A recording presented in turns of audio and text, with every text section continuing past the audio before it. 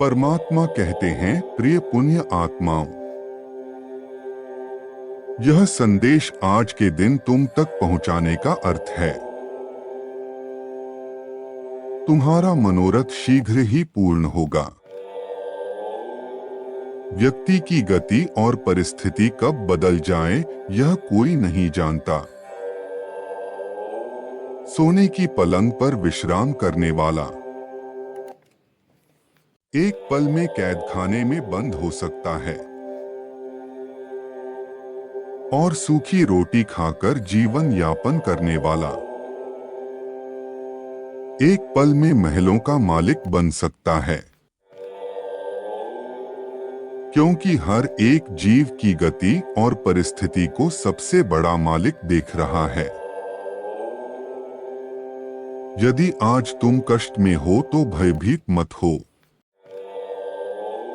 कोई है जो निरंतर तुम्हें देखकर मुस्कुरा रहा है। कि तुम कितने धैर्यवान हो, वह परमपिता परमेश्वर व्याकुल है तुम्हें अपनी गोद में बिठाकर दुलार करने को। परंतु वह तुम्हें इस सृष्टि में भी श्रेष्ठ पद और सम्मान किस लिए दिलवाना चाहते हैं? क्योंकि तुम इसके हकदार हो। तुमने अपनी सत्य कर्म से उसे कमाया है।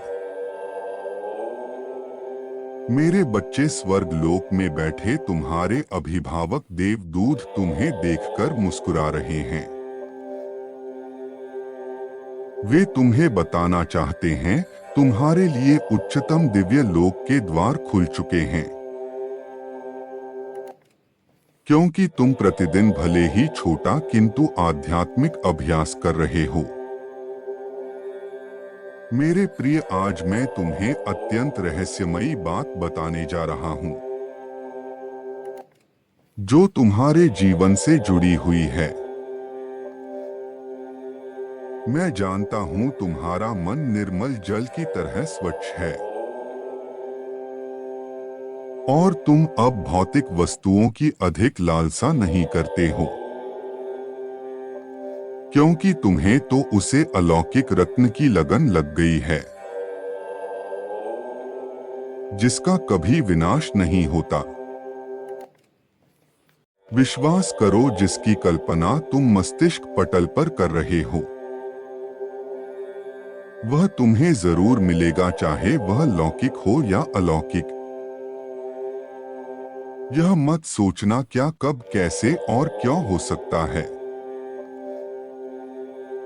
बस विश्वास करना कि यदि तुम्हारी भावना सच्ची है तो वह तुम्हें मिलकर ही रहेगा। मेरे बच्चे, अब मैं तुम्हें जो कहने जा रहा हूं उसे ध्यानपूर्वक सुनो और अपने मन में धारण कर लो। परमात्मा के जो अत्यधिक प्रिय बच्चे होते हैं, वह उन्हें इस सृष्टि में तभी भेजते हैं जब उनका विशेष कार्य होता है, जिनके द्वारा ईश्वर अपना कार्य करवाना चाहते हैं और श्रेय भी उन्हें देना चाहते हैं। जैसे एक माता अपने बच्चे के साथ बैठकर उसका हाथ पकड़कर उससे चित्रकारी करवाती है और फिर सारा श्रेय उसे देकर प्रसन्न होती है कि यह मेरे बालक ने किया है। ऐसे ही ईश्वर रूपी माता अपने प्रिय संतानों से जगत के महत्वपूर्ण कार्य हाथ पकड़कर करवाती है और श्रेय भी उन्हें दे देती है। मेरे बच्चे, तुम वही संतान हो, किंतु सामाजिक दृष्टि में ऐसे लोग साधारण से भी अधिक साधारण दिखाई पड़ते हैं, क्योंकि ऐसे लोगों के जीवन में सर्वप्रथम इतने कष्ट और विपत्ति आती है कि उन्हें स्वयं ऐसा लगता है कि वह दुर्भाग्य को लेकर पैदा हुए हैं। संपूर्ण समाज उन्हें गरीब, दिन और हीन मान लेता है। ऐसा करके भी प्रभु उसे यह दिखाना चाहते हैं कौन वास्तव में उसका मित्र है और कौन शत्रु, कौन है जो केवल धन या ज्ञान के कारण साथ रहता है और कौन है जो सच में प्रेम करता है। फिर कुछ ऐसा होता है कि उस व्यक्ति का जीवन पल भर में बदल जाता है। परमात्मा एक ऐसा चमत्कार करते हैं कि वह फर्श से अर्श तक पहुंच जाता है और लोग कहते रह जाते हैं, अंधेरे में पढ़ने वाला कैसे अधिकारी बन गया, भूखे पेट सोने वाला आज कैसे दूसरों को खिलाने वाला बन गया। मेरे बच्चे, हीरे की पहचान तो कोयले की खान में ही होती है। सूर्य का महत्व वही जानता है जिसने अंधकार को देखा हो। तुम्हें जो धन का अभाव, शारीरिक कष्ट या मानसिक कष्ट मिले,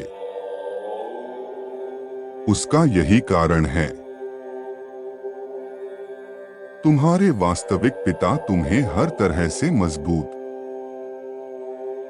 और स्थिर करके दुनिया को यह दिखाना चाहते हैं कि तुम सूर्य हो। कोई यह ना कह सके कि तुम्हें सब कुछ उपहार में मिला है, बल्कि तुम गर्व से कह सको तुम इसके हकदार हो। यदि अब तुम्हें अपने सभी प्रश्नों के उत्तर मिल गए हैं तो मुस्कुराओ, क्योंकि तुम्हारी गति और स्थिति घूमने की चाबी तुम्हारे ही पिता के हाथ में है, जो जानते उस चाबी को लगाने का सर्वश्रेष्ठ समय क्या है। इसलिए अपनी चिंता छोड़ो और मुस्कुराओ, क्योंकि तुम्हारी एक मुस्कुराहट तुम्हारे आसपास बैठे लोगों को उत्साहित कर सकती है। तुम्हारा आभामंडल तुम्हारे घर के वातावरण को शुद्ध कर सकता है। तुम्हारे मुख से निकले शब्द लोगों को शांति प्रदान करते हैं और जब तुम दूसरों के लिए प्रार्थना करते हो तो उनकी इच्छा पूरी हो जाती है। वह आश्चर्यचकित होते हैं कि केवल तुम्हारे कहने मात्र से उनका काम कैसे हो जाता है। मेरे प्रिय, जो परमात्मा रूपी पिता तुम्हारे शब्दों का मूल रखते हुए दूसरों का कार्य कर देते हैं, क्या वह तुम्हारे लिए कुछ नहीं करेंगे? क्या तुम्हारे पिता तुम्हें दुख देना चाहते हैं? विचार करो। मेरे प्रिय बच्चे, मुझ पर विश्वास करो। तुम सकारात्मक बदलाव के पास खड़े हो। तुम्हारा जीवन अचानक ही पूरी तरीके से बदल जाएगा। धन तुम्हारे घर में चुंबक की तरह आकर्षित होने लगेगा। जैसे धन को धन ही खींचता है, वैसे ही आया हुआ धन चारों दिशाओं से धन को आकर्षित करेगा। तो देर किस बात की है? आज तुम उसे आनंद, प्रेरणा और विश्वास की लहर को अपने भीतर महसूस करते हुए